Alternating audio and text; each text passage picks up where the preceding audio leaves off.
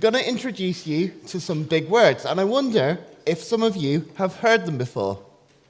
Who's heard of the word neurodiversity before? See lots of hands going up there. Neurodiversity is all about recognizing and celebrating the ways in which all our brains are different and unique. So, we are all part of neurodiversity. We are all neurodiverse. Has anybody heard of this word? Neurodivergence. Ooh, just a few hands this time. Okay, so neurodivergence is about understanding and affirming the specific ways in which some brains, some minds are different than others. And there's a range of neurodivergent conditions. There's ADHD, there's autism, there's dyspraxia, there's Tourette's, there's OCD. There are many different kinds of ways in which brains are specifically different. And at TLC Youth, we are a very neurodivergent bunch. So we asked some questions of us as a group. Oh, okay, thank you.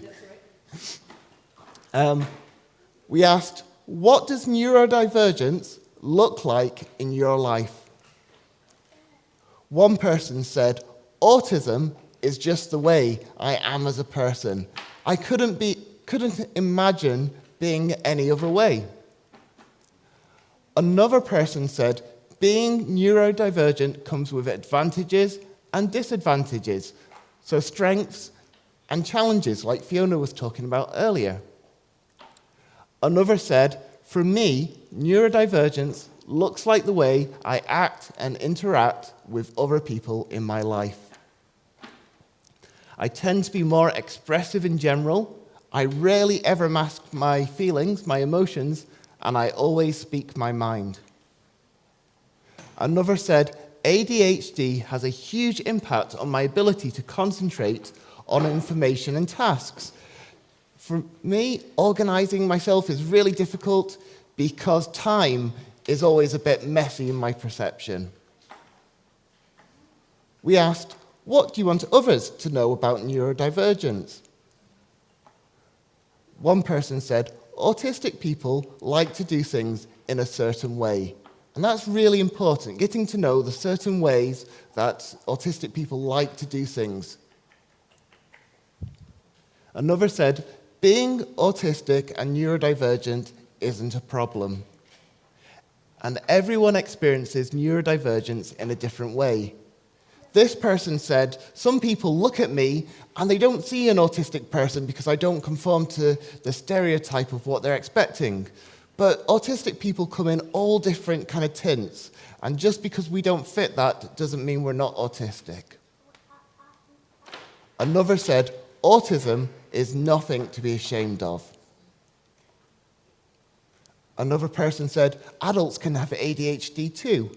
Often, when we think of ADHD, we think of a child, usually a boy who can't sit still and maybe is getting into trouble for it. But actually, ADHD is something people live with their entire lives.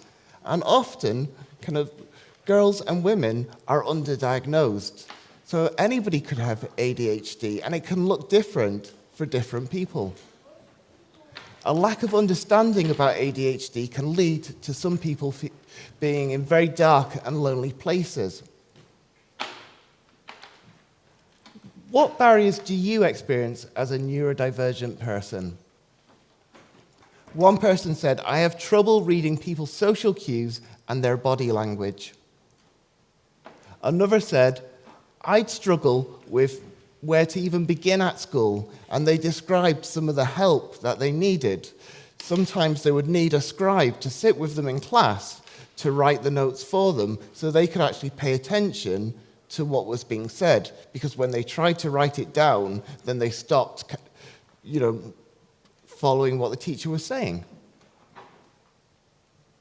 Another said, I experienced quite a lot of barriers because there are lots of things that other young people do that I'm not able to do on my own. Another said, people don't really understand ADHD. ADHDers often get called lazy, careless, or irresponsible. Often we take these labels to heart and believe them about ourselves.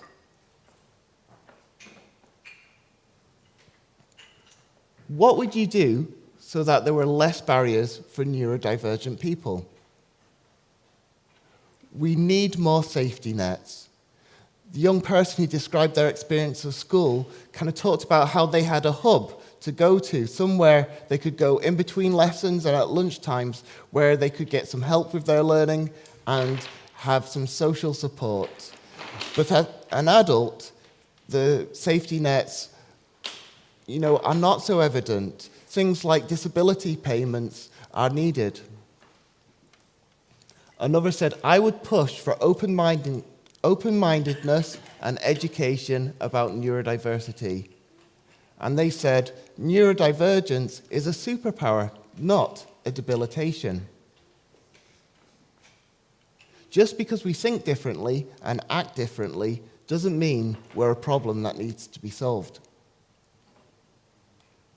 Yet another said, see, for me, I wouldn't call my OCD a superpower or an illness. For me, it's just a condition. And I think that's very important to recognize that one person said, my neurodivergence is a superpower, and another said, well, for me, it's just a condition. And it's important to listen to a variety of voices and not just one, because everybody's different.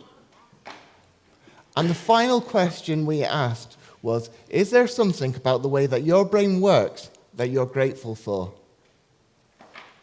One said, I'm very much a great knowledge sponge when it comes to stuff I'm passionate about. Another said, I'm good at helping people with getting them where they want to go, and I'm good with public transport. Another said, I have a keen eye for detail. Another said, I'm able to connect the pieces to show the bigger picture. And they described the way in which teachers praised them at school for not just using that connected thinking within subjects, but between subjects as well, so they got a more holistic view of their learning. My ADHD makes me very creative. We are all fearfully and wonderfully made.